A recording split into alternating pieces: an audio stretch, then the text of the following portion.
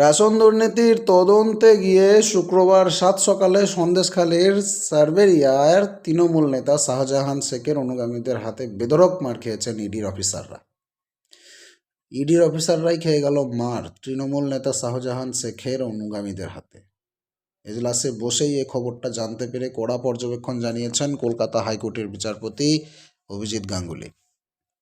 এজলাসে বিচারপতির পর্যবেক্ষণ, তদন্তকারীদের যেভাবে মারা হয়েছে তাতে পরিষ্কার যে পশ্চিমবঙ্গে সাংবিধানিক ব্যবস্থা ভেঙে পড়েছে। আমি বুঝতে পারছি না রাজ্যপাল সিভি আনন্দ বোস কেন তা ঘোষণা করছেন না। বিচারপতি গঙ্গোপাধ্যায়ের এমন পর্যবেক্ষণ সামনে আসতেই কড়া প্রতিক্রিয়া ধেয়ে এসেছে তৃণমূল শিবির থেকে। তৃণমূলের মুখপাত্র কুণাল ঘোষ বলেন, উনি প্রশ্ন করার কে? ওনার নেতা সাজার ইচ্ছে হলে হাইকোর্টের বাইরে টুলে দাঁড়িয়ে বক্তৃতা দিন। চেয়ারটা বিচারপতির, কণ্ঠটা বিরোধীদের।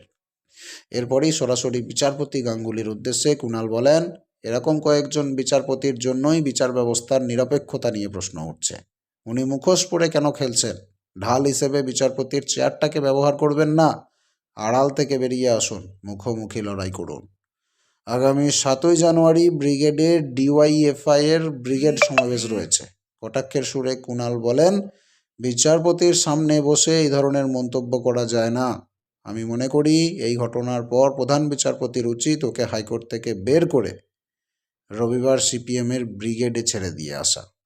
ফেসবুকে তীব্র কটাক্ষ করেছে তৃণমূলের ছাত্রনেতা দেবাংশু ভট্টাচার্য। সেও ফেসবুক পোস্টে তিনি লিখেছেন, পশ্চিমবঙ্গে রাষ্ট্রপতি শাসনের দাবি জানালেন বিজেপি নেতা অভিজিৎ গঙ্গোপাধ্যায়। নতুন রাজনৈতিক জীবনের জন্য তাকে আগাম শুভকামনা।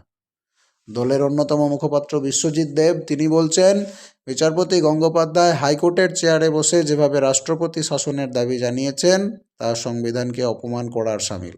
উনি সাংবিধানিক পরিকাঠামোর ওপর আঘাত আনতে চাইছেন। এটা বিচার ব্যবস্থার প্রতি লজ্জার। প্রত্যেকের উচিত এর বিরুদ্ধে প্রতিবাদ জানানো।